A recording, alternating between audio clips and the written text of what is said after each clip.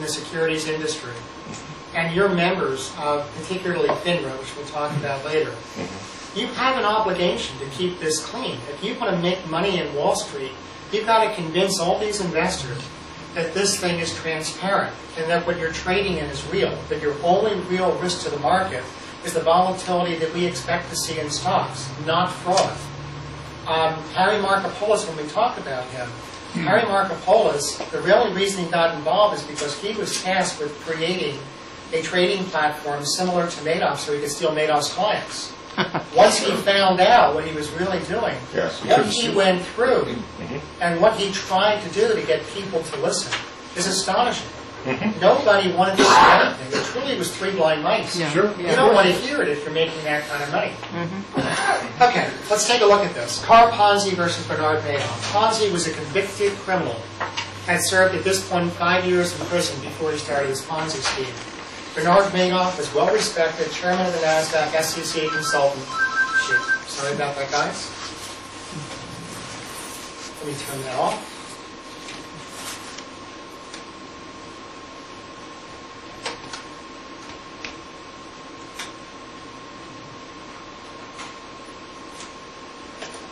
Okay, Ponzi promised 50% returns in 45 days or 100% returns if you left it for 90 days.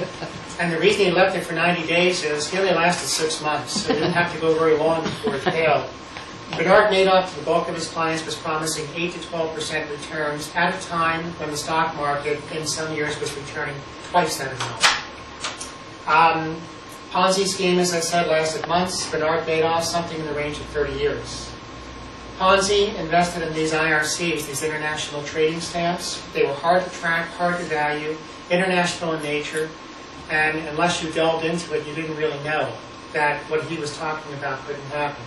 Bernard Madoff invested in Fortune 500 companies, easy to track, easy to look at, pick up the Wall Street Journal or Barron's, and you know what is being traded for at that day.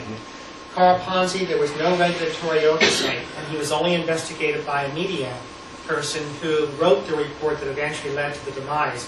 Ponzi might have been able to carry this on for a few more months without that newspaper article. Bernard Madoff was in a regulated industry, investigated by the SEC, investigated by the IRS multiple times, and they never found a thing. Government institutions that are tasked with regulating the policing the securities industry. Let's leave there Bernard Madoff for a moment and talk about what the industry really looks like. Well, we have the SEC, the Securities and Exchange Commission. We have something called FINRA, the Financial Industry Regulation Authority. SIPC, the Securities Investor Protection Corporation. The IRS, we all know them, the Internal Revenue Service. And the FDIC, Federal Deposit Insurance Corporation. These are all the agencies we're going to talk about in a little bit of detail here. The SEC was created in 1934. And this comes directly, by the way, from their website. This is what they tell you. We are the investor's advocate. The SEC protects investors, maintains market integrity, and facilitates capital formation. Okay. The mission of the U.S. Securities and Exchange Commission is to protect investors, maintain fair, orderly, efficient markets, and facilitate capital formation. Their job is to make sure that the market is fair, that it is transparent. This is important. The SEC oversees the key participants in the securities world, including securities exchanges, securities brokers and dealers, which is Bernard Madoff Investment Securities, investment advisors, which is Bernard Madoff Investment Securities IA division, mutual funds.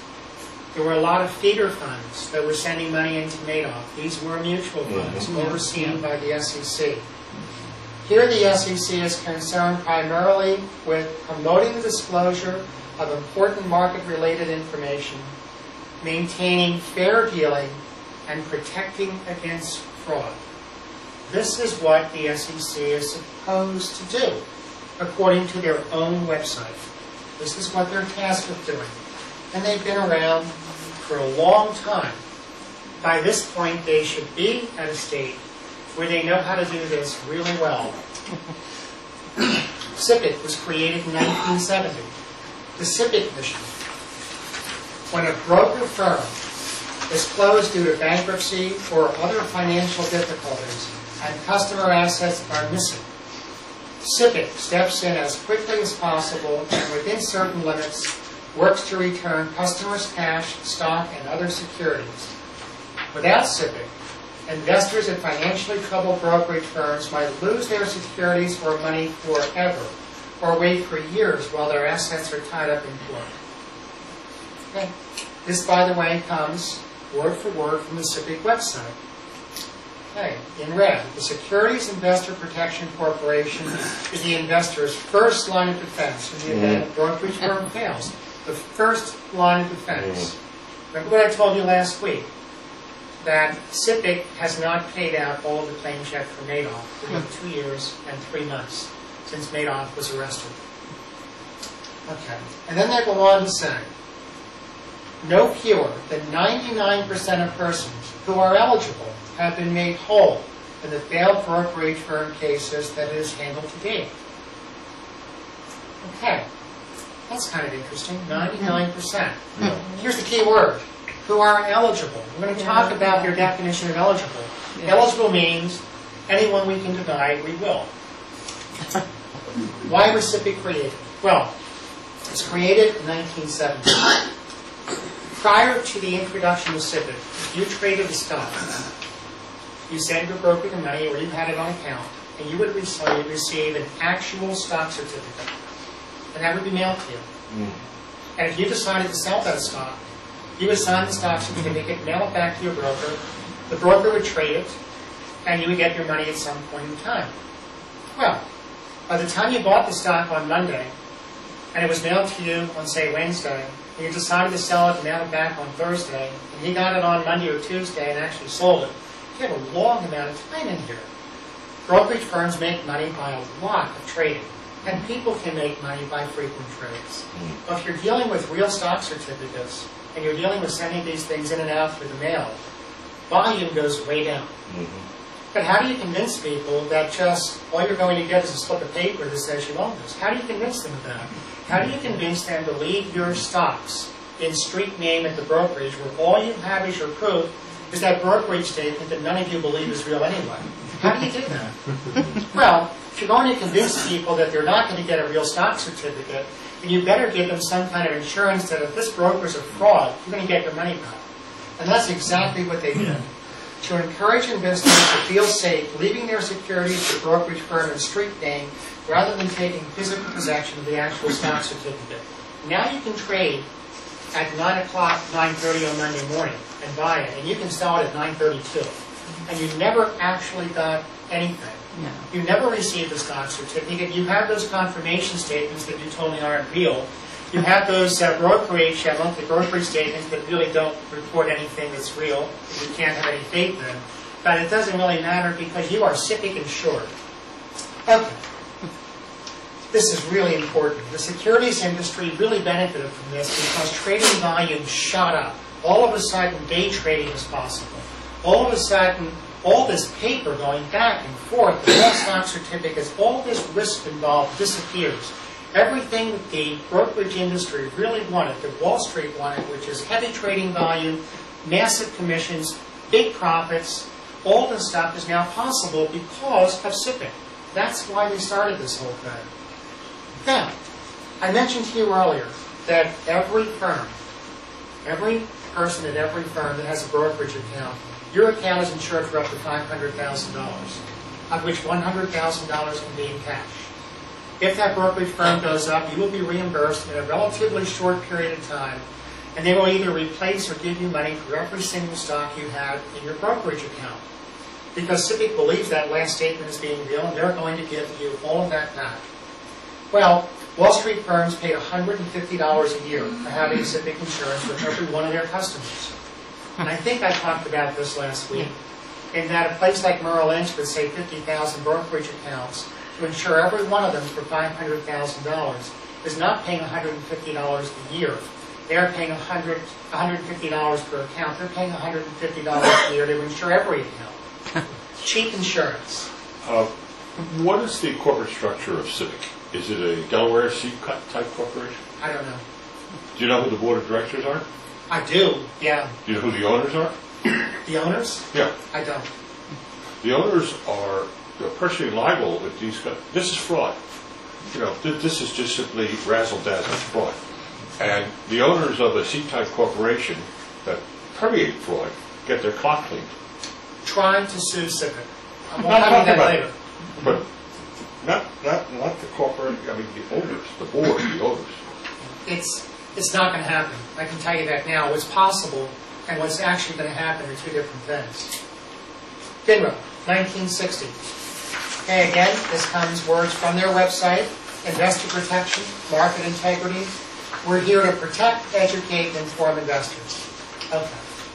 The largest independent regulator for all securities firms doing business in the U.S. They oversee 4,600 brokerage firms, 169,000 branch offices, 634,000 registered security representatives. Our chief goal is to protect investors by maintaining the fairness of the U.S. capital markets. FINRA is a trusted advocate for investors, dedicated to keeping the markets fair and proactively addressing emerging regulatory issues before they harm investors in the markets. This is the industry watchdog. Since 1984. And I'm not going to go through all this. You can read it in some detail. But these are all the things that FISRV now is talking about. Sorry, I'm still on FINRA. But FISRV basically handles IRA and pension accounts. They're a paper pusher. They're a firm that basically deals with payments, processing services. They essentially do all the paperwork for firms like Bernard Madoff that handle IRAs. The way this worked is if you wanted to have an IRA with Bernard Madoff Investment Securities, you had to have that account administered by FISRV. FISRV was paid a fee by both Madoff and by the individual who had the account. And their claim is that all they did was handle the paperwork. They had no responsibility for overseeing anything. FISRV is being sued as part of this whole process by those people who had their IRA accounts administered by FISRV. They were a major player in the IRA service industry. The company that originally had it sold it in 2007. And this is the important part. Self-directed IRA investors are only allowed to direct their IRA through accounts open with FISRV. And because of that, they claimed they had no fiduciary responsibility. They were a paper pusher. They collected a huge amount of money by handling these things. And by the way, the government was the one who mandated that you use these guys to do this, and they're being sued. IRS. Okay. If you are going to handle IRA or pension accounts, you must deal with the IRS as a non-bank IRA custodian. Okay. Non-bank trustees or non-bank custodians, NBTs, are described under Treasury regulation, etc. An entity that is not a bank can request to be a non-bank custodian by applying in writing and demonstrating that certain requirements will be met in order to handle any of the following accounts. And it goes through all these things, including IRAs, Roths, custodial accounts, etc. Okay. So you have to go to the IRS and you have to fill a form out, which Bernard Madoff Investment Securities did. The whole thing, everything he told them on that was a lie. The IRS investigated nothing. He left blanks on the forms, and the blanks were approved. $5 billion worth of IRA and pension accounts evaporated on December 11th of 2008. So not only did the SEC let us down, not only did FISRV let us down, not only did FINRA let us down, but the IRS violated their own rules and regulations by approving Bernard Madoff Investment Securities to handle IRAs and pensions. The FDIC created in 1933. We all know what that is. This guarantees your bank accounts. Again, it comes from their site. So here's all the players. We have the SEC, 1934, federal regulatory agency, the watchdog to make sure the industry is fair and transparent. We have FINRA, 1960, trusted advocate for investors, an independent regulator run and financed by the securities industry. We have FISRV in 1984, a custodian for self-directed IRAs. We have SIPC in 1970, which is insurance for the brokerage industry. We have the FDIC in 1933, which is federal insurance for bank deposits. And this is important because this is federal insurance and this is not. And we have the